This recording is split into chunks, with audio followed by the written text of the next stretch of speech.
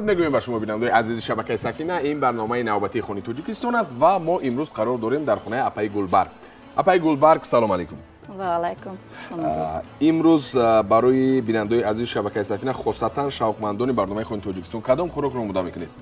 من این خوراک و دانه شوربا. دانه شوربا نام دارد. خیلی خوب. برای این خوراک کدام محصولات لازم است؟ یکم پیاز، خب، بالگار، خب، پامیدور، خب، کارتوشکا، مانا دانه ها. بله، یعنی دونگی و نخود و لوبیو. بعد در اینجا من میبینم که زباله گرفتید، یعنی استفاده این برای من؟ بله. خیلی خوب دوستان عزیز، یعنی برای دانه شوربا چی استفاده برده می شود؟ کدام محصولات رو گفتیم که پیاز، پامیدور، کارتوشکا، قلمفور بلغاری و لوبیو و نخود تر کرده شده است. نه تر کرده. یعنی اون محصولاتی هست که در همه خاندان، من فکر میکنم در هر یک خاندان تاجیک هست و فراوان است. گفتیم که پیاز، پامیدور، کارتوشکا و بلغاری و لوبیو و نخود. یک خوراک بسیار بالذات است، باور کنید دوستان عزیز، و نام دارد دانه شوربا. بعد از چند لحظه برمیگردیم و اپای عزیزی من اپای گلبرگ شروع میکند با آماده کردن این خوراک. برو همراه باشید. اکنون اپای عزیز از چی آغاز میکنیم و چگونه میشود؟ از چی آغاز میکنیم؟ پیاز شروع میکنیم از ریزه کردن پیاز. ریزه کردنش پیاز. خب با من میگفتید که آیا در دانه شوربایی که شما امروز آماده میکنید پیاز همون به طور مقرری میده کرده میشود ریزه کرده میشه یا که به طور مخصوص همین مقرری است؟ نه مقرری چند که همون خوراک او باشه آمدیم همه محصولاتش به نگاه کردن. خیلی خوب مرحمت. شروع میکنیم بعد دوستان عزیز برو دیگر میگم که اون نفرانی که نوکک به شبکه سفینه پیوستن خود رسان مینمایم که شما برنامه خون تاجیکستان رو تماشا دارید. قرار داریم در خانه اپای گلبرگ آماده میکنند دانه شوربا. بسیار لذیذ است و استفاده برده می شود محصولات اساسیش این نخود و لوبیو تر کرده شدن. یعنی پیشکی این دانگی رو تر میکنیم برای که در آماده کردن خوراک بسیار ملایم لذیذ بیاد. برای همین خاطر من فکر میکنم که خوراک‌های آماده می شود و آماده میکنند کدوانه‌های ما بسیار لذیذ هستند و پیش از همه این خوراکی که آماده میکنند به شبهه بینید که لوبیو و نخود دارد که این دو خب زیورات دونگی یعنی بسیار فایده‌آور است با سلامتی انسان، با ارگانیسم انسان و خب غذانوکی که لوبیو دارد هر یک شما میدونید که به شبهه چی است؟ برابر است با غذانوکی گوشت. از همین لحاظ شما میتوانید آرامانه آزادانه استفاده برید از چنین محصولات، زیرا استفاده زیاد از معیار زیادی گوشت با ارگانیسم ضرر دارد. از همین لحاظ خود را احتیاط کنید، سلامتیتون رو نگاه دارید و همیشه خوراک‌های سالم تاجیکانه و ملی آماده کنید و استعمال نمایید. اکنون شروع کردن اپای گلبرگ با ریزه کردن پیاز و باید قید کرد دوستان عزیز که چون گفتیم که سالهای 2019-2021 از جانب اساسگذار صلح و وحدت ملی پیشوای ملت پرزیدنت جمهوری تاجیکستان محترم امامعلی رحمان سالهای رشد دهات، سیاحی و هنرهای مردمی اعلان شده است. این معنی آن را دارد که باید ما در همین سالها بیشتر خب نشان دهیم به جوانیان عرف و عادت، عنعنه و همون خوراک‌های ملی خود را که چگونه مردم تاجیک دارای تاریخ، فرهنگ و تمدنی بای هستند و از جمله خوراک‌های خیلی لذیذ نیز دارند.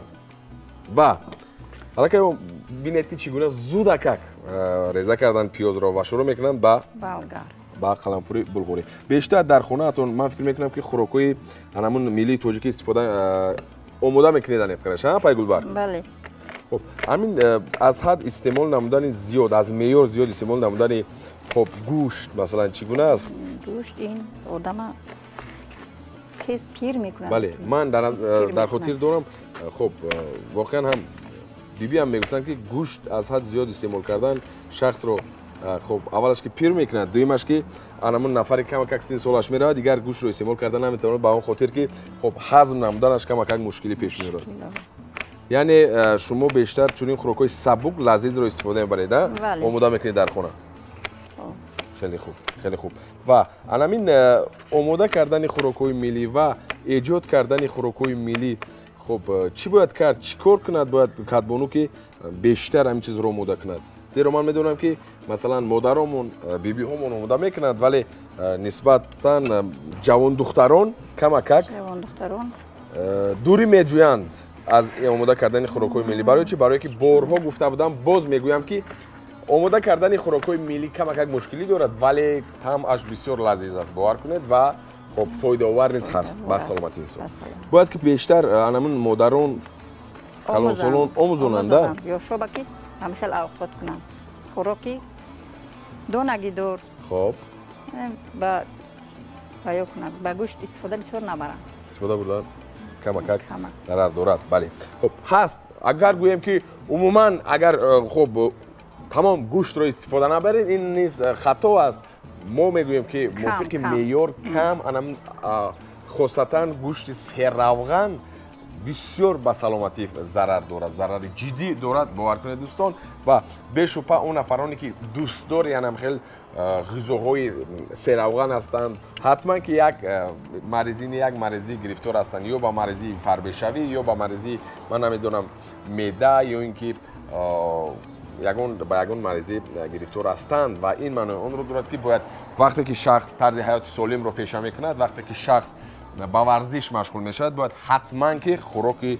سالم غذای سالم رو استعمال نمایند و وقتی که ما میرویم با انم تالاری ورزشی مربی نیز میگوید که خب تو اومدی از این روز با ورزش مشغول میشه فقط انا این خوراک رو استعمال نمو این خوراک رو این یعنی کدام محصولات رو اونها پیشکش میکنن بیشتر استفاده بر میگن سبزیجات رو بیشتر استفاده بر میوه‌جات رو و انمون دونگی ها نیست بسیار فایده آور است لوبیا یعنی غذانوکیش بسیار بلند است انا از همین لحاظ استفاده باید برد خیلی خوب اکنون قرنفل بلغاری نیست چی شد ریزه کرده شد و کارتوشکا میگذاریم کارتوشکا هم همیشه مایده ریزه میکنیم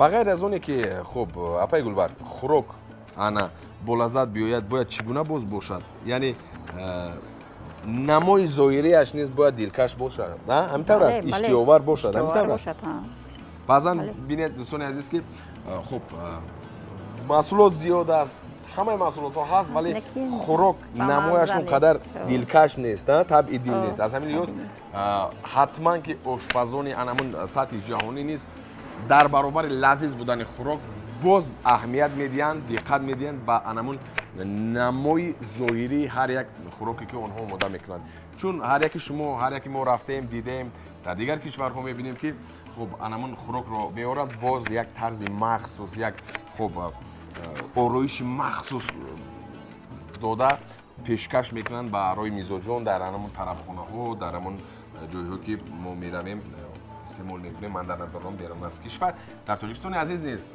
با این دقت جدی میدین و در هر یک خاندان ما نیز کوشش میکنند که بانوهای ما به عنوان هر یک خاندانمون مادرمون خب عائله هایمون که چیکار کنند خوراک را بسیار خوب پیشنهاد کنند هم با لذت باشد هم باز یک نمای خیلی خوب داشته باشه آرایشات خیلی خوب میکنه از همین لحاظ بسیار فایده آور است خوراک‌های ملی تاجیکی و هدف اساسی برنامه خون تاجیکستان زمین است که باید ما معرفی کنیم با جهانیان آن همین خوراک‌های ملی تاجیکی در یک مدت کوتاه الک اپای گلبرگ میده کردن همه رو و در آغاز برنامه نیز گفتن که باور کنید من آماده میکنم فقط کوشش کنم که من همین کمتر سخن رونم با اون خاطر که کمتر با من سوال دید از همین لحاظ ما چنین میکنیم خیلی خوب یعنی چیکار کردیم تو این دمون نفران که نه وقت با شبکه سفینه پیوستن بار دیگر تکرار میکنیم چیکار کردن اپای گلبرگ کارتوشکا ریزه کرده شدیم پیاز رو ریزه کردیم قرنفل بلغاری رو ریزه کردیم کارتوشکا رو ریزه کردیم و نوبتی پامیدور رو ریزه میکنیم اومد بینید که در یک نگاه محصولات خیلی عادی هستند مقرری هستند لیکن از هر یک کاربانو طلب کرده میشود که همین مهارت و ملکه هر یک کاربانو رو در اینجا ما به او میدیم که چگونه است وای یعنی نفری که خوب پخته میتواند خوب خوراک آماده کرده میتواند از همین یک کارتوشکا و پیاز و من نمیدونم یک نخود میتواند خوراک بسیار لذیذ آماده کند از همین لحاظ امروز بینید که چگونه است و باور کنید دوستان عزیز در برنامه پیشتر در برنامه گذشته خاله عزیز و مهربانمون بسیار خوراک با لذت کرد خب مشکیچری در اونجا یک سخن خیلی خوب گفتن یعنی گفتن که یک مثال آوردن یک چی میگویند یک حکایت گفتن که وقتی که خوراک آماده کن میگن مرد زنش میگوید که این محصولات نیست رفته میارد باز میگوید این محصولات نیست خلاص گپ همه محصولات رو میارد و بالاخره همون زن اقرار میشود که خب مهارت ندارد هنر ندارد از همین لحاظ зани ҳунарманд метавонад аз анамин ду маҳсулоти оддӣ як хӯроки бисёр болаззат омода кунад. хеле хуб. дӯстони азиз, акнун омода кардем, пурра реза кардем ҳамаи маҳсулоте ки лозим аст барои донашӯрбои мо. Баъд аз чанд лаҳза бармегардем ва қисмати дуюми барнома хоб аниқтараш баъд аз чанд лаҳза шурӯъ мекунад ба тунук кардани анамин зуола апаи гулбарг. Ман халал намерасонам. баъдан бармегардем. моро ҳамроҳ бошед.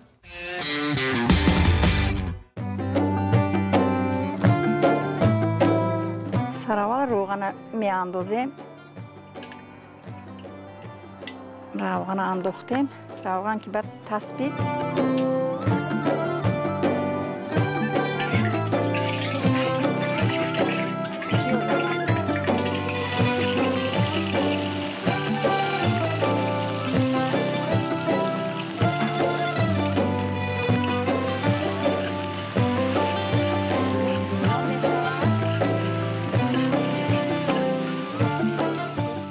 شد بالگر میاندازیم.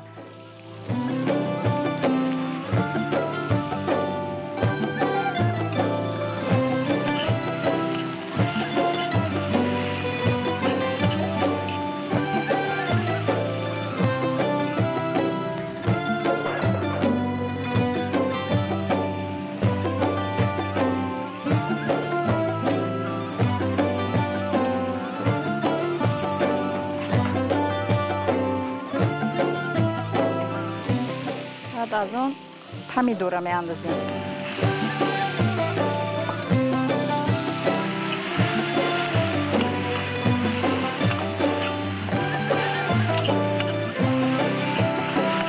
پمیدور انداختیم. کارتوشکایا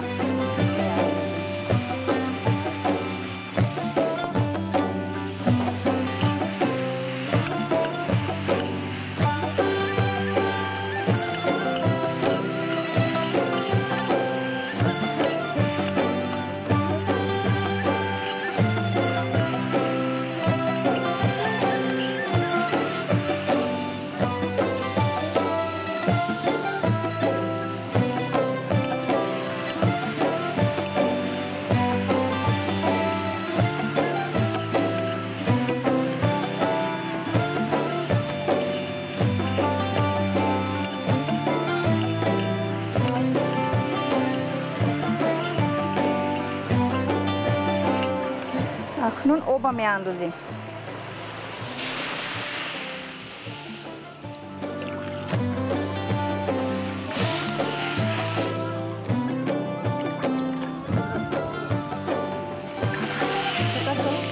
یک جوشد او گرم شد بعد لوبیا میاندازم. دونگی‌هاشو میاندازم.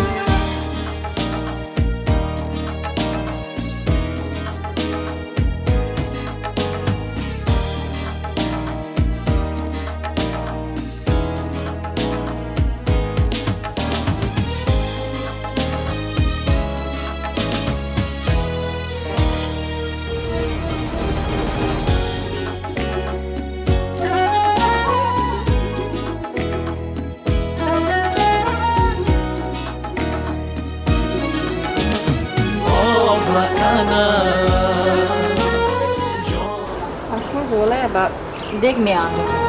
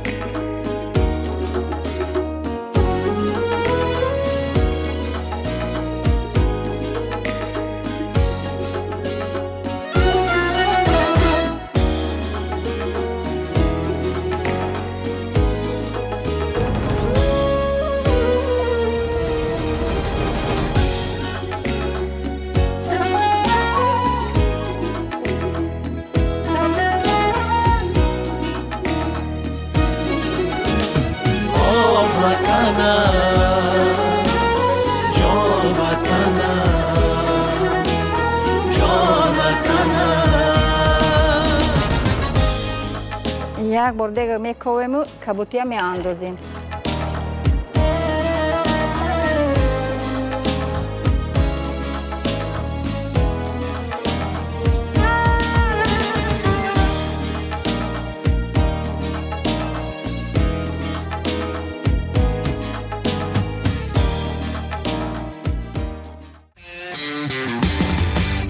دوستان عزیز اکنون پورا دانه شوربه آماده شد و وقتی اون رسیده است که پای گلبرگ به کوسه میگیرند و میچشیم که چگونه مزه. دوستان عزیز اکنون نشستیم سر دسترخوان اپای گلبرگ و میچشیم که این خوراک یعنی دانه شوربه چگونه لذت دارد، چگونه مزه دارد و به شما خواهیم گفت. من باوری کامل دارم که بسیار لذتی خاص دارد و خوب دارد، چون که اکنون میبینم این خانه رو یک بوی بسیار لذیذ فرا گرفته است. مرحبا باشته باشید. مرحبا گیرید. علاوه گفتی شما یک لذتی به خود خاص دارد و یک بوی به خود خاص دارد که بسیار خوشخور است. خیلی خوب. من فکر میکنم که برابر دیدن این خوراک با اجازه شما باز من میگیرم، زیرا این بسیار لذتی به خود خاص دارد. یک نوع دیگر میگیرم و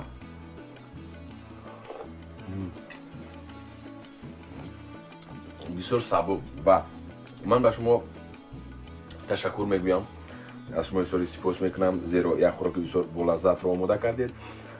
اساسش این که محصولات بسیار کم استفاده می شود و خوراک بسیار لذیذ است، خوشخور است و با مزه و در مجموع تاجیکی.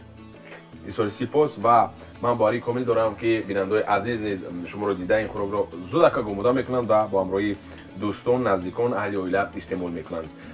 چی گفتنی هستی در آخر؟ در آخر میگویم که همین یوشوی حاضر زمان، حاضر دخترامون، کلنامون، همین اوقات‌های تمامای یاد گیرن، آماده کنن، تیار کنن. خیلی خوب، تشکر زیاد. من باوری کامل دارم که الکی آماده میکنند و بینندگان عزیز اینجا باشد برنامه نوبتی خون تاجیکستان به آخر میرسد. تا دیدار نوبتی خود و نزدیکانتون رو احتیاط کنید و همیشه خوراک‌های لذیذی تاجیکی را استعمال نمایید. خیر دوستان. تشکر زیاد. خوش آمدید.